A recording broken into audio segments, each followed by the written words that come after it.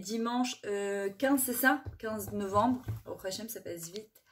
Voilà, donc on va continuer sur le lien de Emouna et de Bitachon. Voilà, il y a Naël qui rentre aussi. Ok. D'abord, je voudrais vous poser une question. Est-ce que ce qu'on parle en semaine, est-ce que ça vous aide au quotidien? C'est-à-dire, est-ce que ça vous permet de, au quotidien d'arriver à l'appliquer? Parce que moi, c'est mon but. C'est-à-dire que vraiment, et puis, enfin, je vois ce qui se passe autour de moi.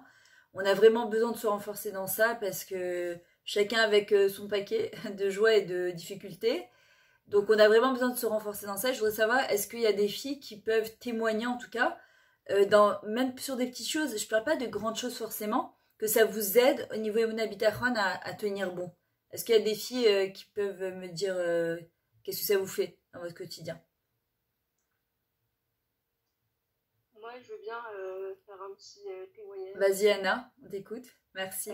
Une nuit, mon mari, il me parlait et moi, j'essayais juste de trouver des solutions. Enfin, je me rappelle que vous aviez parlé de ça. Ouais. Moi, j'essayais juste de lui trouver des solutions. En fait, j'ai juste compris qu'il avait besoin juste qu'on l'entende.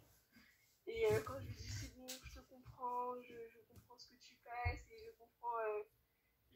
En fait, j'ai pensé à vous à ce moment-là. Ah. Faut appliquer le cours de Myriam Lefuji.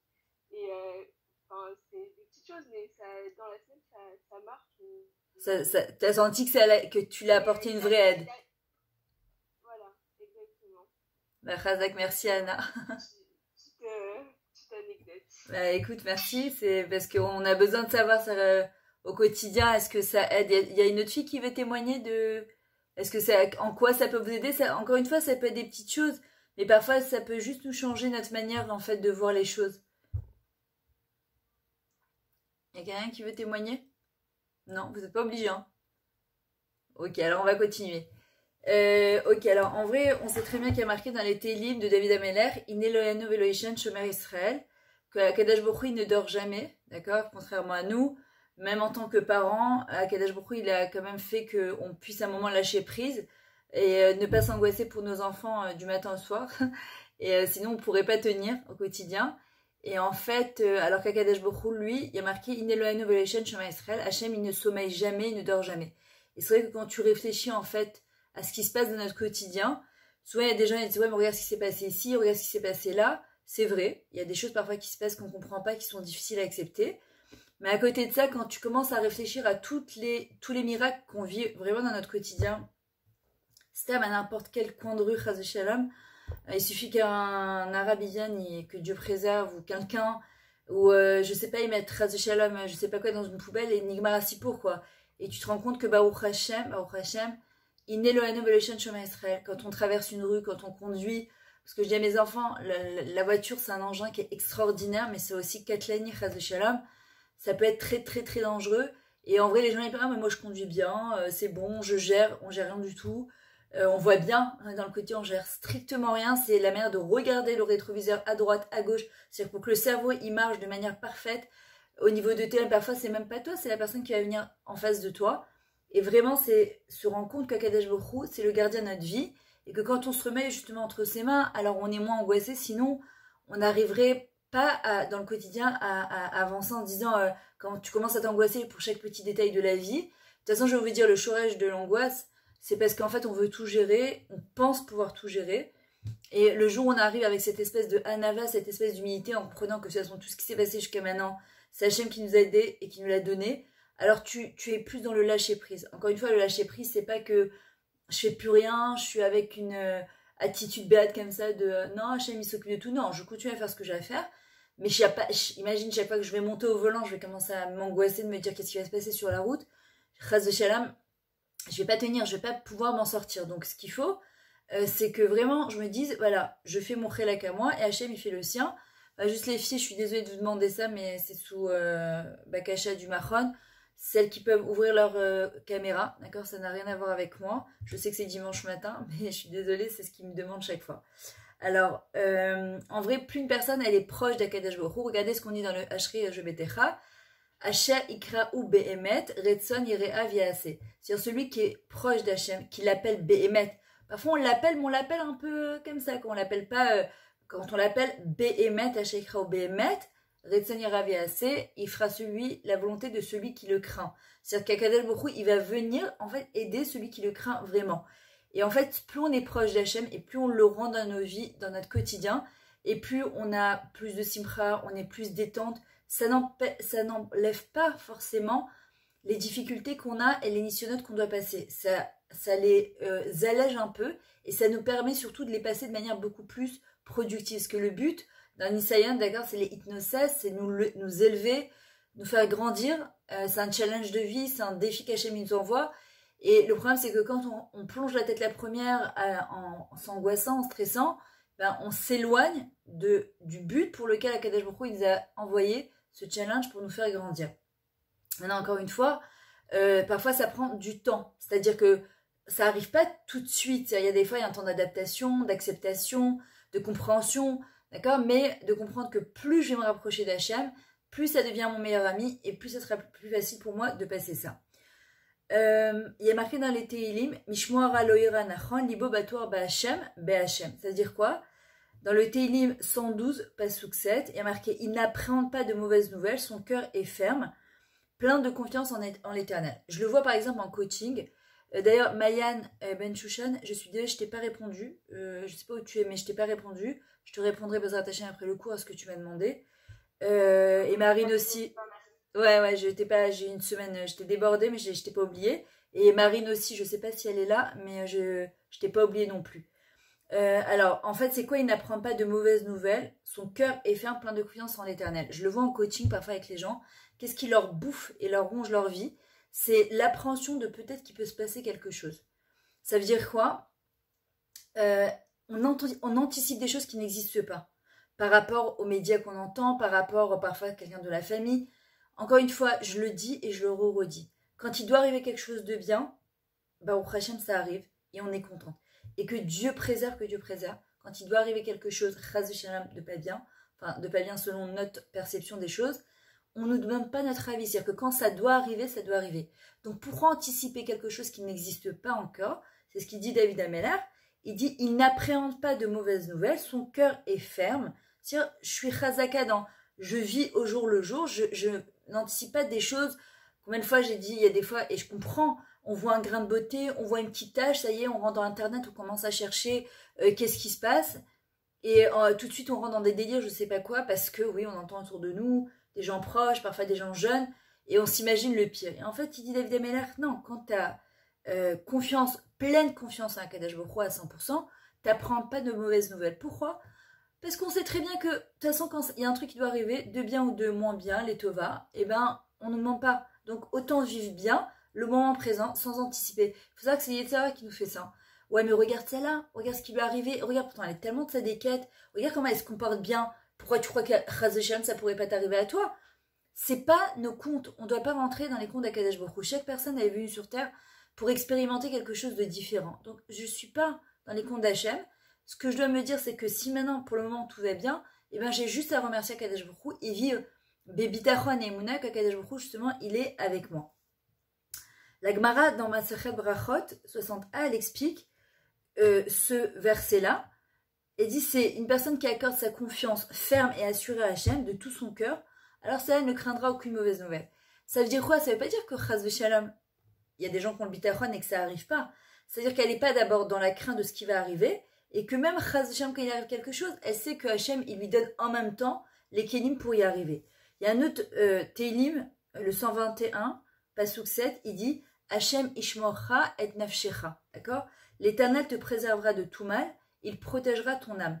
Alors ça veut dire quoi? Il y a plusieurs explications. Premièrement, ce qui nous ronge et ce qui nous le fait le plus mal, et même les gens par exemple qui sont très avec, je sais qu'avec le Covid là, il y a des gens qui étaient déjà hypochondriaques, mais alors laisse tomber comment ils sont devenus encore pire. Et il y en a qui ne l'étaient pas, qui sont devenus parce qu'ils ont développé une obsession hygiénique, mais qui les a rendus malades au point de chaque chose, ça devient, c'est des litres d'alcool gel, d'accord? On est obligé de ushmartem à la. C'est évident qu'on doit faire attention à soi, mais après, il ne faut pas tomber dans un délire aussi. Il faut simplement se concentrer dans le hachayatsa et savoir qu'Akadosh Baruch Hu, chez Urofe Kolbasar Mafilasot, et Hachem, David Melech, il nous dit Hachem Ishmochat Nafshecha, c'est Hachem qui te préserve de toute mal, il protège ton âme. pourquoi il a la capacité à Kadosh Baruch Hu, chose que nous, en tant que parents, parfois on n'a pas, de veiller en toutes circonstances, à chaque seconde de notre vie. C'est Hachem qui dirige nos pas de toutes les manières, qui dirige nos oreilles, qui dirige notre nez, qui dirige notre bouche, notre cerveau. On se rend pas compte, mais on est fait de manière tellement incroyable. C'est tellement incroyable. Hier, je marchais, je me disais, mais tu te rends compte que... C'est-à-dire que, quand il y a un truc qui va pas, que Dieu préserve, c'est tout le corps qui est chamboulé, et que, bah, au Hashem, quand ça va, mais vous vous rendez compte les milliers de péoulottes qui se passent à l'intérieur de nous, et que, bah, au Hashem, ça va, mais on l'oublie, on a l'impression que c'est normal, quoi, il n'y a rien d'extraordinaire. Mais c'est tellement extraordinaire quand on dit Hashem, refait kolbasor mafilasot, c'est nekavim, chaloulim, galou ve'adou fnekisi kevodecha, c'est-à-dire qu'une personne, le Chavetz Chaim, il disait, une personne qui se concentre dans la Shalatza, Bezrat Hashem, elle sera préservée de toute maladie et de médicaments et de médecins. Parce que vraiment, tu te remets entre les mains d'Hachem et ça te grandit dans ton bitachon, parce que forcément, tu te rapproches de la Kadosh Baruch Hu et on comprend la grandeur du corps humain qui est juste exceptionnelle. Maintenant, on voit très bien que même une personne, allez, tu vas prendre le plus grand professeur, le plus grand gardien, tu vas prendre celui le plus grand des Khayal qui a servi dans l'armée, dans le plus... Ça reste un être Bassar Vadam, il a plus de capacités, mais c'est Hachem qui détient toutes les capacités. Donc en vrai, quand tu comprends ça, tu te dis ok, alors il me reste plus à faire, c'est développer mon bitachon et surtout garder ma simchat rein. Il y a le Rav Shlomo Fahri qui raconte, c'est quelqu'un qui fait du zipouille arabim en Angleterre, et il raconte qu'un jour, il y a un homme qui est venu taper à sa porte, et il lui a dit voilà, Rav, je sais que Hachem m'aime très fort, mais dans l'immédiat, je suis confrontée à une situation difficile et je me demandais si vous pourriez m'aider. Il y a des fois, tu sais que Hachem t'aime, tu sais qu'Hachem est là, mais parfois tu as du mal à le vivre. Tu le sais, mais tu n'arrives pas à l'intégrer. Alors, le Rav Fahri lui dit d'abord comment tu sais qu'Hachem t'aime très fort. C'est-à-dire, à Smarma, tu dis un truc pareil. Alors, il raconte que dans l'été 2005, tous les jeudis matins, il se rendait à Londres pour répéter avec sa chorale. Il dit c'est un très long voyage. De chez moi, de mon domicile jusqu'à l'endroit de la chorale, il dit il fallait que j'arrive à 9h. Il dit ce jour-là, il me restait plus que 2 arrêts de train. Et j'ai aperçu un bistrot de l'autre côté. Je me suis dit, tu sais quoi, avant d'y arriver, je vais aller prendre un café. Avant d'y aller, je vais aller prendre un café, je vais me poser. Après, bon, je reprendrai le train ou j'irai à pied. Je voulais me détendre un petit peu avant d'arriver. Donc il dit, je descends, il était 8h30. Je me suis dit, il me restait quand même une bonne demi-heure. Il traverse donc la route pour aller au bistrot et il entend une explosion. Il se retourne et que Dieu préserve, il voit le train que Dieu préserve qui a explosé. Et là, il se met à pleurer. Il essaye vite d'appeler ses parents pour les rassurer. Il n'arrive pas à les joindre. Et il rentre à pied chez lui, puisqu'il n'y avait plus de train. Il met 2 heures pour arriver. Et quand ses parents le voient arriver, ils se mettent à pleurer. Et le garçon, il dit, j'ai essayé de vous joindre. Et toutes les cabines téléphoniques, elles étaient tellement surchargées. En plus il n'y avait pas de portable à l'époque, donc il dit c'était surchargé, j'ai pas réussi à vous joindre. Et donc le papa il lui dit mais c'est incroyable parce que toutes les explosions elles ont eu lieu à 8h50. On s'est dit c'est sûr que tu étais dedans puisque c'est l'heure à laquelle tu arrives avant ta chorale. Et le garçon il lui dit non pas du tout, il était 8h30. Et le père il lui dit non, c'est 8h50, tous les médias en parlent. Et il comprend pas et puis il regarde sa montre et il voit qu'il était toujours 8h30. Et en vrai, sa montre qui marchait toujours très bien, elle s'est arrêtée de telle manière que juste à ce moment-là précis, il pensait qu'il était 8h30, qu'il était 8h50, et c'est ça qui lui avait sauvé sa vie. Et en fait, le Rav, il lui dit, vous avez une photo de cette montre? Alors il lui dit, je peux même vous la déposer s'il vous plaît. Il va la chercher, il la regarde. Il lui dit, sache qu'à partir de maintenant, le Rav lui dit, à partir de maintenant, quand moi j'aurai un doute par rapport à Hachem, il me suffira juste de regarder cette montre pour comprendre combien Kadosh Baruch Hu, il est loyano veloishan Shema Israël. Kadosh Baruch Hu, il est là et il nous préserve et il fait attention à nous à chaque pas et à chaque seconde. Maintenant, vous pouvez me dire, ok, alors Chas Hashem, quand ça se passe pas comme ça. Après, ça c'est les comptes d'Hachem. Quand on voit que moi je suis arrivée en 1994 en Eretz, d'accord, j'ai malheureusement assisté aux 3 bus 18 qui avaient explosé, que Dieu préserve. J'avais une copine à moi qui était dedans. Tu vois bien que comment elle faisait faire sa lia, elle était là. Comment ça marche? On ne comprend pas, comme je vous avais expliqué les 3 petits ratoufim que tu as pris. Pourquoi Dafka dans tout Eretz-Israël, sur 7 milliards d'êtres humains, pourquoi eux? Après, il y a les comptes d'Hachem et on ne les comprend pas. Et c'est pour ça que c'est hyper important quand tout va bien, de se renforcer en Emouna Bitachon. Tout le temps. Et encore, je vous le dis, je vous le répète, faites-le. Prenez un petit carnet. Chaque fois qu'il vous arrive des mini échouettes, des mini trucs, tu te dis, oh, c'est incroyable ce qui m'arrive aujourd'hui. Tu le notes. C'est ton cahier que tu vas garder pour toi. Tu sais comment ça est dans les moments qui sont plus compliqués. Parce que ça nous rappelle aux fois où Akadosh Baruch Hu, il a toujours été présent avec nous et que parfois, on a tendance à oublier. Mais il faut savoir qu'Akadosh Baruch Hu, il nous observe en permanence. Il est là avec nous à chaque pas, à chaque seconde qu'on fait. Maintenant, on dit que un des niveaux les plus élevés, c'est quand une personne, elle va accomplir une mitzvah en privé. C'est-à-dire qu'une personne, elle va vraiment faire les choses de manière complètement camouflée, qu'on ne le voit pas. Et ça, c'est vraiment une mitzvah, mamash, ça est comme matanat tzedaka beseter, donner de la tzedaka et personne ne le sait.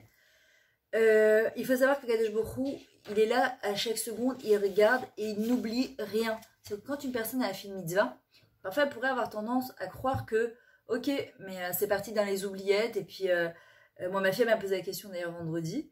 Elle m'a dit, mais c'est quoi tzedaka tatzimimevet? C'est la tzedaka, elle sauve de la mort maintenant, plus tard, à quel instant? C'est-à-dire que comment ça marche? La vérité, j'ai pas su lui répondre. Je lui ai dit, je sais pas, il faut que je vérifie. On sait qu'on dit normalement une personne a donné à tzedaka dans la même journée, elle est censée être protégée. Maintenant, est-ce que peut mettre une personne, elle s'occupe par exemple de familles nécessiteuses à Netanya, et ça fait partie ça faisait partie de Saït Nadvout, elle a continué avec son masseur à préparer à manger pour des familles nécessiteuses tous les vendredis. Maintenant, elle leur prépare pas seulement ça, elle leur rajoute du coca, des trucs. Et là, cette semaine, 10 minutes avant Shabbat, je vois que tous les sacs, ils sont encore dans la cuisine. Elle avait préparé pour 12 personnes. Et la pauvre, elle me dit, maman, il n'y a que les Nahagim, ils sont venus prendre que 5 colis, je comprends pas. Pourquoi? Et je fais quoi, moi, avec tout ça? Non, c'était des salades de choux, des trucs qu'elle avait cuisinés que tu peux pas garder jusqu'à dimanche. Et puis, ça fait de la peine quand tu sais qu'il y a des gens qui n'ont pas de quoi manger. Et les appels, en fait, il y avait eu un bilboul entre les deux Menahalim qui s'occupent de ça. Et en fait, on se retrouve avec ça. Donc, mon autre fille, elle marque sur Facebook tout de suite, est-ce qu'il y a des familles à Netanya qui ont besoin de... Et une femme qui habite pas très loin de chez nous, qui répond, moi, je serais très contente pour ça, pour que quelqu'un, il demande, c'est vraiment dans un état, elle venait d'accoucher, ils sont 6, dont son beau-frère, et elle lui dit, je n'ai rien à manger pour Shabbat. Et elle dit, est-ce qu'il y a une possibilité de m'envoyer ça? Parce que si je viens avec ma voiture, alors, tu peux se dire quoi? Ben, elle a une voiture, je comprends pas. On rentre pas dans les comptes des gens. Parfois, le mari, il a besoin. Elle dit, j'ai même pas d'essence pour le mettre. J'ai peur que si le temps que j'arrive, je le prendre, j'ai plus d'essence.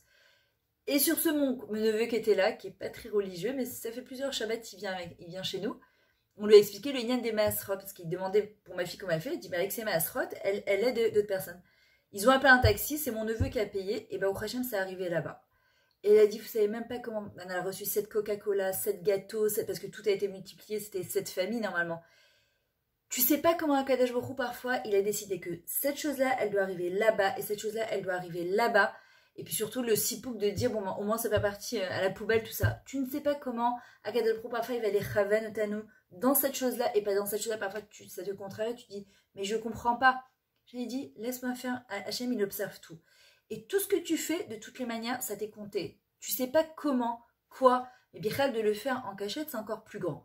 Maintenant, il y a marqué dans la Gemara, Tamid, 32 bêtes, Kol Aosek Batora Balaila Ashrina Kenegdo. Celui qui étudie la Torah en cachette, la nuit, la Shrina, elle est à ses côtés. Pourquoi? Parce que tu as étudié la Torah Bepombia, c'est-à-dire que tout le monde te voit, et puis tu as étudié la Torah que personne ne te voit, et on le voit d'ailleurs que souvent les très grands, c'était des gens qui étudiaient la Torah pendant la nuit. Il y a plein d'histoires sur Baal Shem Tov où quand ils se mettaient à étudier, on dit qu'il y avait quand même un feu comme ça qui ressortait, tellement c'était un gadol ou le Chafetz Chaim ou le Rav Salanta, etc. Et le Mesher Chorma, il explique en fait que on ne le voit pas se vouer à l'étude de la Torah, et bien quand on fait les mitzvot en privé. Alors, on nous montrera dans le monde futur combien cette personne-là, elle a investi et avec tellement de sincérité, aussi bien dans son étude que dans ses mitzvot. Le Rav Pessah Yehoufol, qui est Zichron Tzaddik Livracha, il est parti il n'y a pas très longtemps. C'est celui qui a écrit le livre Osvadar Levusha. Il raconte une histoire qui s'est déroulée comme ça il y a à peu près 30 ans en Eretz Israël. Écoutez cette histoire, parce qu'elle est incroyable. Parfois, tu ne sais pas quand tu fais une petite action, comment tu peux changer la vie de quelqu'un. Il raconte que un élève de Yeshiva, donc il prend un taxi, devait arriver à la Yeshiva. Et quand il est arrivé à destination, il était en train d'étudier pendant tout le trajet. il est descendu du taxi et sans payer. Il était tellement dans son limoud, il est parti. Et le taxi, qui n'était pas religieux, il a quand même eu la délicatesse de le juger la casse-route en se disant, bon bah écoute, apparemment, il avait certainement pas de mauvaises intentions, il était tellement chaque fois dans son limoud qu'il il est parti sans payer. Et il est parti. Et d'un coup, le Baron Yeshiva, il réalise qu'il n'a pas payé le taxi et il se dit, mon Dieu, quel chilou Hachem, c'est pas possible, je risque de profaner le nom d'Akadosh Baruch Hu, ils vont se dire quoi? Et il se met à courir vite, vite après le taxi, il arrive presque au feu, et le feu il passe au vert, et comme ça pendant 20 minutes, il court, jusqu'à qu'il arrive enfin un feu, et il tape à la vitre du taxi. Et le taxi, il lui dit, mais qu'est-ce que tu fais? Il lui dit, je suis désolée, j'ai été tellement pris dans mon étude que j'ai oublié de te payer, vraiment c'est honteux. Il lui dit, t'as couru pendant 20 minutes pour me rattraper? Il lui dit oui. Il lui donne l'argent et il était impressionné. Passe donc vraiment quelques années, peut-être 20 ans comme ça. Et donc ce fameux Bachour, il est dans la rue et il voit une affiche comme quoi il y avait un cours, c'était sur le Kiddush Hashem. Et c'était 30 ans après, pardon. Et il arrive, il se dit, ah tu sais quoi, ça m'intéresse, je vais aller écouter. Et donc le Rav qui commence à parler, il explique que parfois on fait une mitzvah, Bekiddush Hashem, on sanctifie le nom d'Akadosh Baruch Hu, mais qu'on aura les résultats que très longtemps après, et qu'on ne sait pas quand, quoi et comment. Puis après, il y en a qui disent que le salaire du Kiddush Hashem c'est tellement grand qu'on l'aura dans l'Olam HaEmet, mais que même sur place, on peut avoir, Akadosh Baruch Hu, il peut nous montrer les répercussions d'un Kiddush Hashem qu'on peut faire. Et là, donc le Bachour qui était déjà marié avec des enfants, il va le voir et lui dit, ok, moi je voudrais quand même vous raconter une histoire qui m'est arrivée il y a 30 ans où j'ai pas vu de répercussions de mes actes. Et il lui raconte, et le Rav, il se met à rigoler, son visage est s'illumine, il lui dit que tu saches que le chauffeur c'était moi, le chauffeur de taxi c'était moi. Il lui a dit, quand je t'ai laissé et que j'ai vu que tu as couru pendant 20 minutes pour m'amener l'argent, j'ai trouvé ça tellement impressionnant que j'ai fait tchouva et aujourd'hui je suis devenue Rav grâce à toi. C'est 30 ans avant, je ne sais pas si vous imaginez, parfois une petite action, et qu'on le fait vraiment les Shem Shamaim, pour vraiment sanctifier le nom d'Akadosh Baruch Hu, il faut savoir que c'est jamais parti en vain. Ça ne peut pas partir. Stam Akadosh Baruch Hu, il ne nous laisse pas comme ça, il nous laisse les Zéou. Endavar Kazé. Maintenant, il faut savoir que une personne, elle doit bechol derachecha dehu. Dans tous tes chemins, tu chercheras la présence d'Akadosh Baruch Hu. Dans tous tes chemins, tu dois essayer de voir où c'est qu'Akadosh Baruch Hu il se trouve. Maintenant, il y a des fois, alors on le sait, mais est-ce qu'on le vit vraiment? Il y a des fois, on sait très bien qu'il n'y a pas de mikré, d'accord? Le mot mikré, hasard, c'est rak mi Hashem. Mikré, rak mi Hashem, que tout vient d'Hashem. Il n'y a jamais de coïncidence, et il n'y a jamais rien qui arrive pour rien. Jamais. Quand on est convaincu de ça, il y a des jours, la semaine dernière, je vous avais dit que de la même manière, quand on doit se retrouver dans un endroit, quand il y a des fois tu te dis ouais c'est incroyable, je pensais pas du tout me retrouver dans ce mariage ou c'est chez Abrahot et que ça s'est fait, ça va finir dans 10 minutes, bon c'est pas grave, ça sera votre temps de Hafsaka. Parfois tu dois te retrouver dans un endroit et quand tu dois pas te retrouver dans un endroit, tu dois pas. Mais parfois c'est vrai que c'est contrariant et cette semaine j'ai eu, Hachem il m'a envoyé ce Nisaïon là. Bon c'était l'Omeshané, pour quelqu'un de très très proche, dont j'ai fait la drachos, quelqu'un qui fait partie de ma famille. Et en fait elle m'a dit écoute je suis embêtée, c'était le aîné, je peux pas inviter tout le monde, etc. Et je vois que sur le groupe de la famille, celles qui en tout cas qui viennent, n'oubliez pas vos gilets. Et je me dis, c'est bizarre, donc je l'appelle, elle m'a dit que tu es embêtée, mais si tu veux, tu passes. Non, moi c'était à 1 heure de chez moi. Je me dis, quoi passer? Si c'est pour passer 5 minutes, dire retour, je vais pas me faire 2 heures aller-retour comme ça. Et le lendemain, je vois sur les vidéos qu'il y avait quand même quasiment toute la famille. Alors moi j'étais un petit peu, honnêtement j'étais un peu contrariée au début, je me suis dit c'est quand même fou quand même, parce que je suis très très proche d'elle. Donc j'appelle une de mes cousines et elle m'a dit ouais tu sais elle était un petit peu limitée, c'était embêtant, elle devait avoir que 30 personnes, il y avait quand même 40 personnes. Et le Yetzara il est tellement fort, il te dit ouais Dafka toi tu n'y étais pas, Dafka toi que tu l'as fait la dracha, Dafka. Mais j'aurais pu en vrai aussi passer, parce qu'elle m'a dit passe, elle m'aurait jamais dit repars, même si j'étais passée.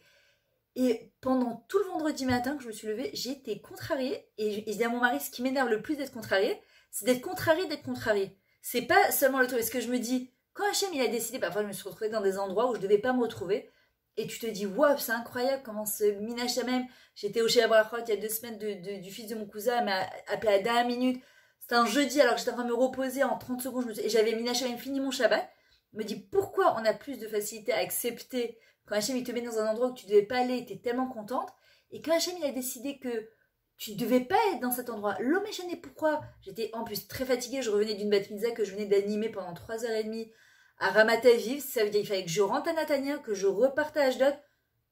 Kilou, j'aurais pu le faire, hein, je suis un peu kamikaze moi, dans ces trucs-là. Mais si Hachem il avait voulu, il m'aurait rentré dans la tête. Mais écoute, vas-y, si vraiment c'est important pour toi. Et ce truc-là d'Yetzara qui te rentre dans la tête, ouais, t'as raté, puis on te voit des vidéos. Ah, en fin de compte, il y avait pratiquement toutes les cousines. Combien parfois on perd de temps. Et à la fin, je dis à Hachem, écoute, regarde, ça m'exaspère d'être dans cet état-là. Je ne veux pas, ça me contrarie d'être comme ça.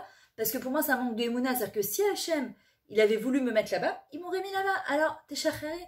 Et après, bon, au cours de la journée, en plus, je disais à mon mari, puis bon, les hommes, on sait très bien qu'ils sont beaucoup moins branchés aînés et mariage. Le moins qu'ils peuvent se retrouver là-bas, ils sont très contents. Donc, même si j'ai expliqué à moi-même, elle me dire, mais tu t'en fous, c'est pas grave, et avec tous les cousins et les cousines que t'as, je dis, non, tu comprends pas. Et en plus, surtout qu'en ce moment, il n'y a pas beaucoup de fêtes. Mais Zélo Méchané, tout ça, c'est des tiroutines. C'est-à-dire que si Hachem, il avait voulu que je me retrouve là-bas, ben, je me serais retrouvée là-bas. Nekuda.